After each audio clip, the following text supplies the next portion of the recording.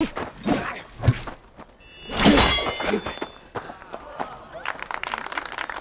Guys, welcome to our channel movie crawlers.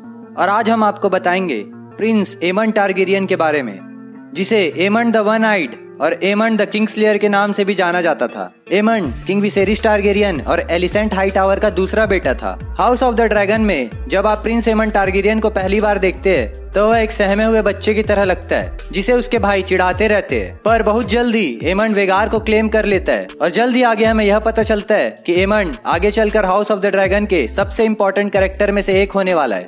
तो चलिए बिना देर किए जानते हैं एमंड की ओरिजिन स्टोरी से लेकर उसके फुल टाइम लाइन के बारे में।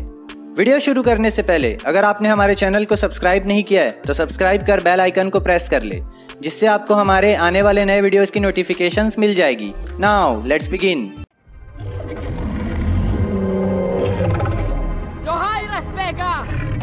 प्रिंस एमंड टारगेरियन का जन्म 110 एसी में हुआ था। एमंड किंग विसेरियस टारगेरियन और उसकी second wife queen Alicent Hightower का दूसरा बेटा था। एमंड का जन्म अपने आप में एक कंट्रोवर्सी की तरह था, क्योंकि एक तरफ जहां किंग विसेरिस के अब दो बेटे थे जो आयरन थ्रोन को क्लेम कर सकते थे, वहीं विसेरिस ने अपनी बेटी रनेरा को अपना हेयर पहले ही चुन लिया था। एलिसेंट की रनेरा से दुश्मनी अब बढ़कर उनके बच्चों में भी आ गई थी।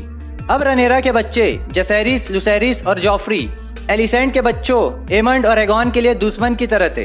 लेना वलेरियन की डेथ के समय एमंड की उम्र 10 साल थी और अब तक अपने सभी सिबलिंग्स में एकमात्र एमंड ही था जिसके पास ड्रैगन नहीं था।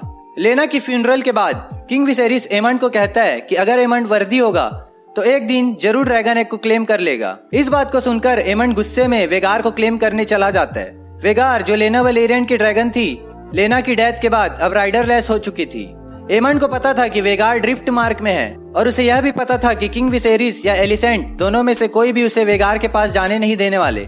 इसलिए वो चोरी छुपे अकेले ही वेगार को क्लेम करने की कोशिश करने चला जाता है। वेगार अपने ड्रैगन फ्लेम का जैसे ही यूज करने वाली होती है, एमंड थोड़ा घबरा जाता है, पर किसी तरह वेगार से अपना बॉन्ड बनाने में कामयाब हो जाता है। वेगार को क्लेम करने के बाद वह ड्रिफ्ट मार के चक्कर लगाते हुए रेड की पहुंचता है। वहाँ एमंड की प्रिंस जसेरिस और लुसेरिस वलेरियन से लड़ाई हो जाती है। इस फाइट में लुसेरिस एमंड की एक आंख फोड़ देता है, जिसके बाद किंग विसेरिस के कोर्ट में एलिसेंट जस्टिस की डिमांड करती है कि उसे अपने बच्चे की आंख के बदले रनेरा के बच्चे की आंख चाहिए। वही रनेरा डिमांड करती है कि एमंड से पूछताछ होनी चाहिए, जहां पता चलता है कि रनेरा के बच्चों को स्ट्रॉन्ग्स कहा जाता है। जैसा कि नाम से ही पता चल रहा है कि रनेरा के बच्चों को बास्टर्ड सन कहा जाने लगा है। जब विसेरिस एमंड को पूछते हैं कि उसने ऐसा कहाँ सुना, तो एमंड अपने भाई एगॉन की तरफ इशारा करता है। बाद में एमंड अपनी माँ एलिसेंट को कहता है कि वेगार के बदले में अपनी आंख खो देना एक फेयर एक्सचेंज है, और यही से एमंड का नाम एमंड द वन आइड पड़ता है। पर एमंड अपनी आंख खोने के बाद और भी खतरनाक हो जाता है और सर क्रिस्टन कोल के गाइडेंस में एक डेंजरस स्वॉर्ड्समैन बन जाता है। 129 एसी में जब एमंड 19 साल का होता है,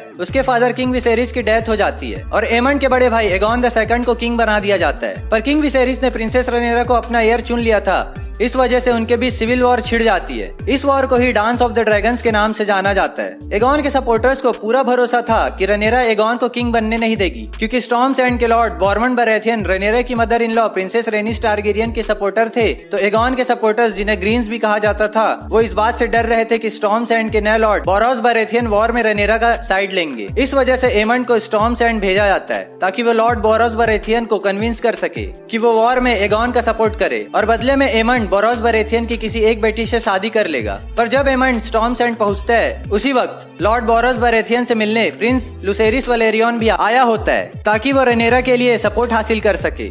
एमंड लुसेरिस से कहता है कि अपनी आंख का बदला वो लेकर रहेगा, पर लुसेरिस एमंड को इग्नोर करता है। बोरोस के सैनिक एमंड को रोक लेते हैं और लुसेरिस को अपने ड्रैगन एरेक्स के साथ जाने को कहते हैं। बोरोस एमंड को कहता है कि जो भी एमंड ने कहा वो बोरोस के फोर्ट में रहते हुए तो मुमकिन नहीं है, और एमंड को जाने को कहता है। तब एमंड वहां से गुस्से में निकल जाता है और अपनी ड्रैगन वेगार पर सवार हो लुसेरिस को मारने के लिए निकलता है। एमंड और लुसेरिस की लड़ाई में लुसेरिस और उसके ड्रैगन एरेक्स की डेथ हो जाती है। इसके बाद से एमंड को किंग्सलेयर के नाम से जाना जाता है। लुसेरिस की डेथ के बाद डेमन टारगेरियन लुसेरिस की मौत का बदला लेने की कसम खाता है और अपनी वाइफ रनेरा से वादा करता है कि अब बेटे के बदले बेटे की कुर्बानी होगी। डेमन माइसेरिया के पास जाता है जो ब्लड एंड चीज को एगॉन के बेटों को मारने के लिए भेजती है। वो एगॉन के बेटे जहेरिस को मार देते हैं। इसके बाद एमंड अपने भाई एगॉन और सर क्रिस्टन कोल के साथ रुक्स रेस्ट की बैटल में जाता है, जहाँ एमंड और एगॉन दोनों मिलकर रेनिस और उसके ड्रैगन मेलिस को मार डालते हैं। एमंड और वेगार को बैटल में एक खरोच भी नहीं आती। वही एगॉन बुरी तरह घायल हो जाता है, जिस वजह से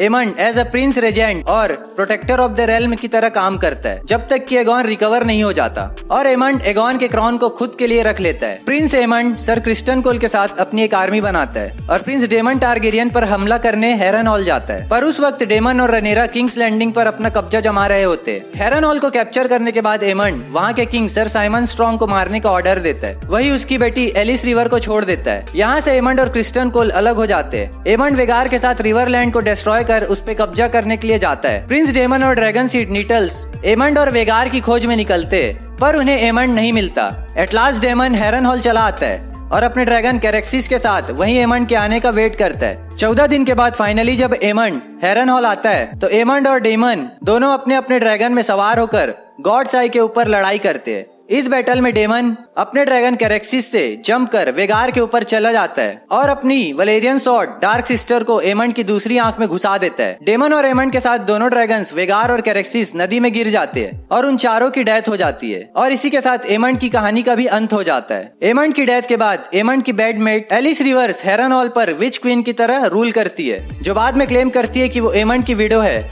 और अपने बेटे को आयरन थ्रोन को क्लेम करने का हकदार बताती है। तो ये थी एमंड द वन आइड की ओरिजिन स्टोरी। इसी के साथ आज का ये वीडियो यहीं खत्म करते हैं। अगर आपको हमारा ये वीडियो पसंद आया हो तो इस वीडियो को लाइक करें और हमारे चैनल को सब्सक्राइब कर बेल आइकन को प्रेस कर ले, जिससे आपको हमारे आने वाले वीडियोस की नोटिफिकेशंस मिल जाएगी। हम आपके लिए ऐसे ही इंटरेस्टिंग वीडियोस लाते रहेंगे। तो मिलते हैं आपसे नेक्स्ट वीडियो में, तब तक के लिए good bye and take care.